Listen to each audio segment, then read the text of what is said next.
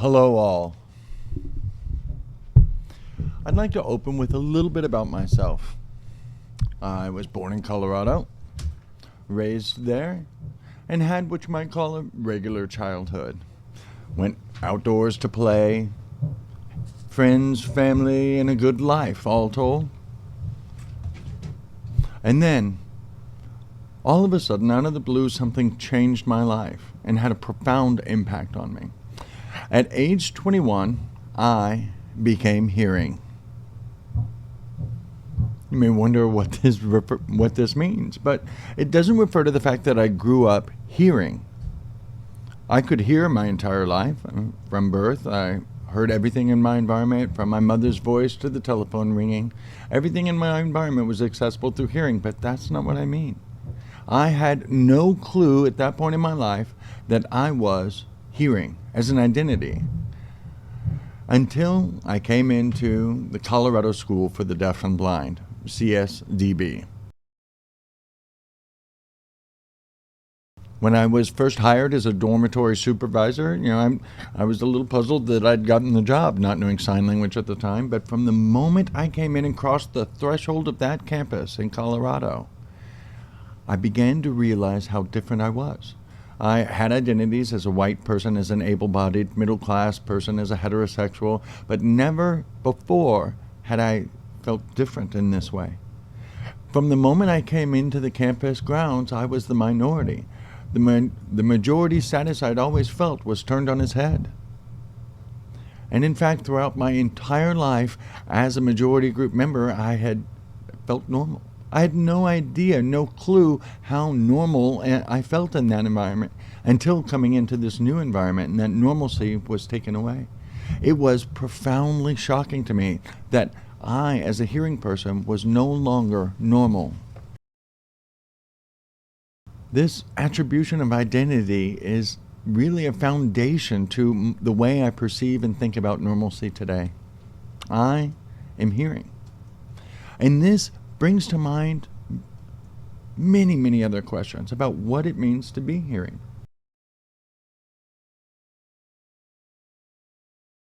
Now, I had just graduated from college and studied for my bachelor's in literature.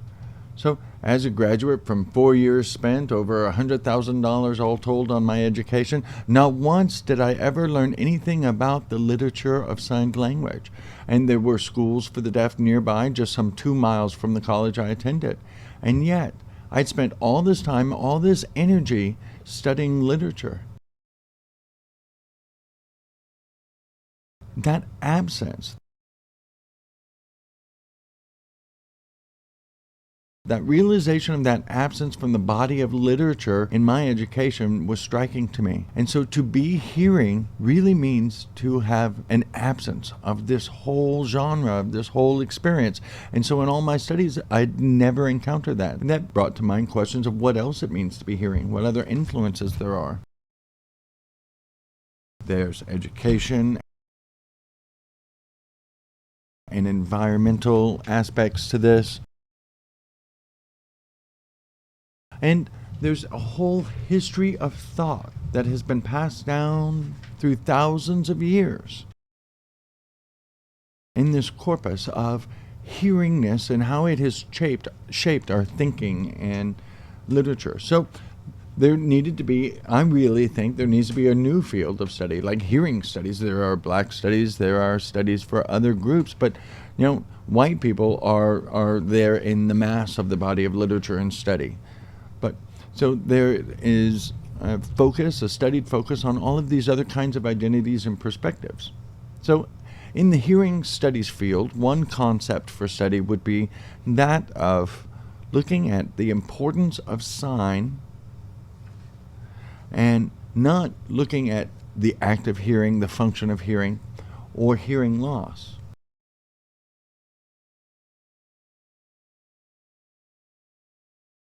If we look first at this notion of hearing loss, we should then turn that on its head and see what do we as hearing people lose by not expanding our understanding of the world. Hearing loss and looking at sign as two different concepts really turns the notion of hearing loss on its head.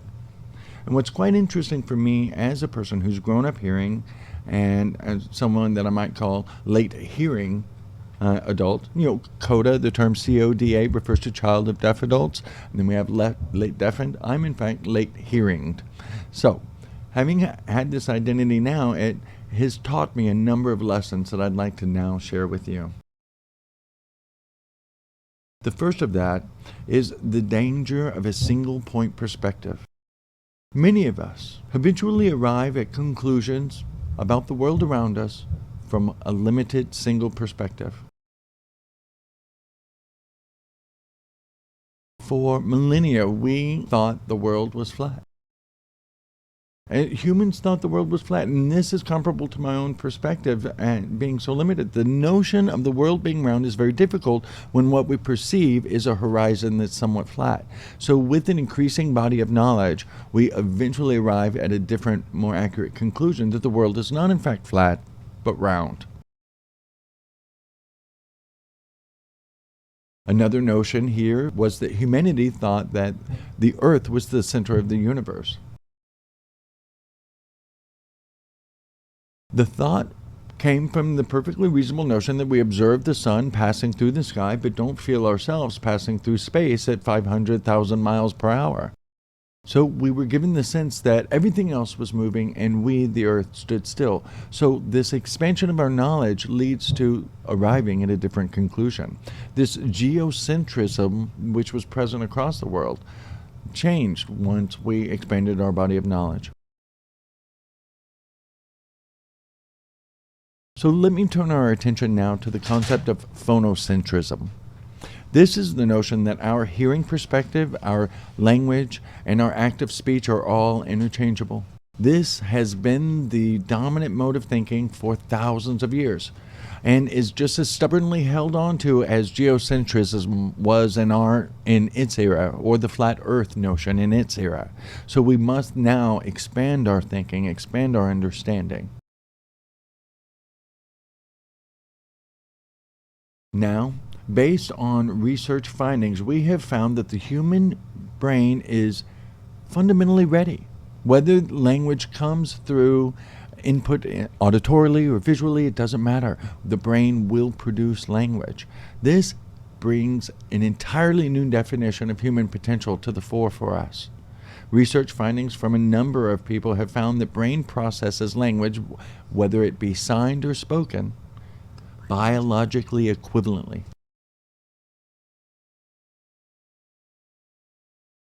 Very interestingly, I have to admit that as a hearing perspective taker, I had it wrong all this time.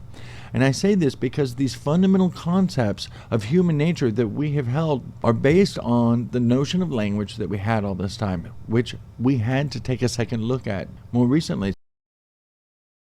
So these definitions of literacy, of what it means to read and write, have to be re-examined. The notion of literature has to be re-examined because of the presence of signed literature. Our notions of how language emerge and evolve require a second look now.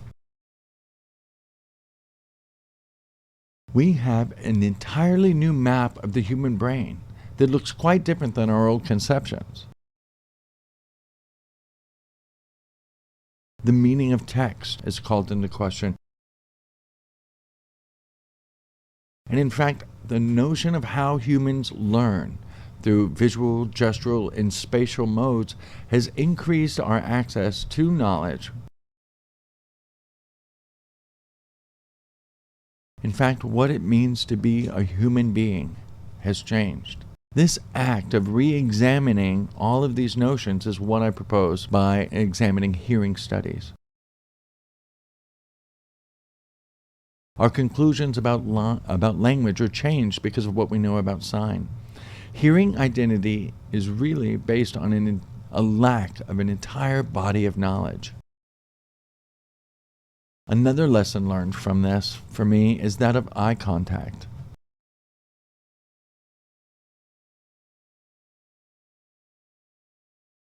Eye contact really deserves our examination. If we look at how deaf people use eye contact to maximize human potential for all of us to engage in eye contact differently, where we see the norm within the hearing majority doesn't value it nearly as much.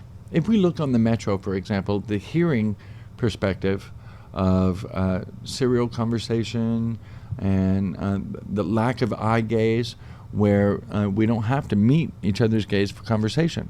But it's actually far healthier to engage in conversation with eye gaze shared. It's a healthier perspective, which is brought to us by understanding how deaf people use it.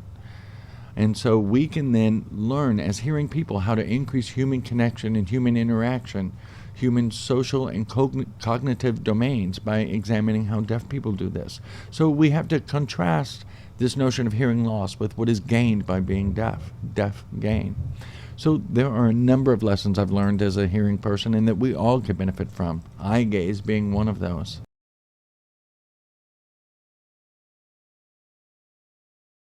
The third lesson learned has to do with education in the classroom environment. If we look at how eye gaze is required, that begs us to re-examine the ecology of the classroom. I grew up in the normal, everyday conception that you have of a classroom in a hearing environment, the seat and the row and column configuration of the classroom.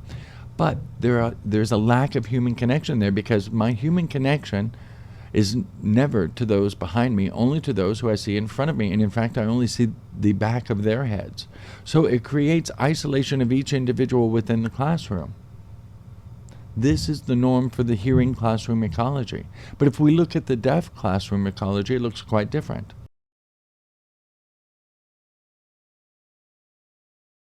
The deaf classroom will almost always be in either a semicircle or full circular arrangement. So when a teacher comes in, they immediately establish eye contact and recognition of each participant in the classroom, so they're all unified before beginning their discourse. Everyone can see everything in the classroom. This is entirely different, and I would propose that this is a loss for hearing people, to not have this conception of what is gained by deafness and the experience of deafness. These can provide benchmarks that we can all learn from.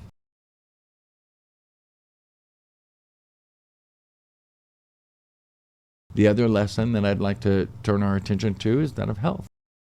For a very long time, deafness was looked as a biological deficit that needed fixing. But as a hearing person, I have to admit that I have a number of health issues that are related to my hearing. For example, last night, at around 11 o'clock, just getting ready to go to sleep, I heard my house alarm be triggered. And so I had to go and fix it immediately because it was such an annoying sound. And so repeatedly I tried to turn it off, and to no avail. I couldn't do it. My whole body became stressed from this experience, from this auditory intrusion. And this was because of being hearing. And there are a number of other health problems associated with hearing. Problems being able to sleep because of noise in the environment, distraction in the workplace, reducing work performance, academic success with all of the auditory distractions in the environment. All of these things can bother a listener, and increasingly so over time. So these stresses, we know, also result to other kinds of health problems like cardiovascular health issues. So we have seen that increased stress on mothers actually affects the health of the newborn in utero. There are many, many other examples of these stresses that come from people acting out of their best interest in reaction to these stresses still results in health problems overall. So we have to look to how we deal with that. The suffering that we experience because of having hearing that and all of these distractors that cannot be turned off.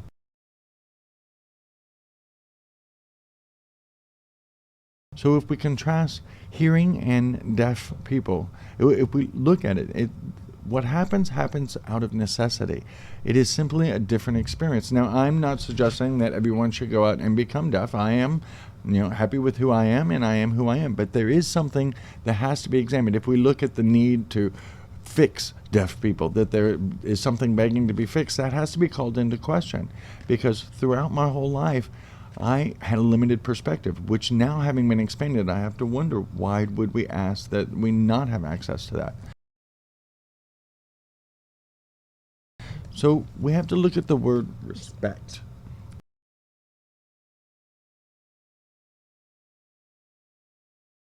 Let's examine what this means. In its roots, we see its prefix re means to once again.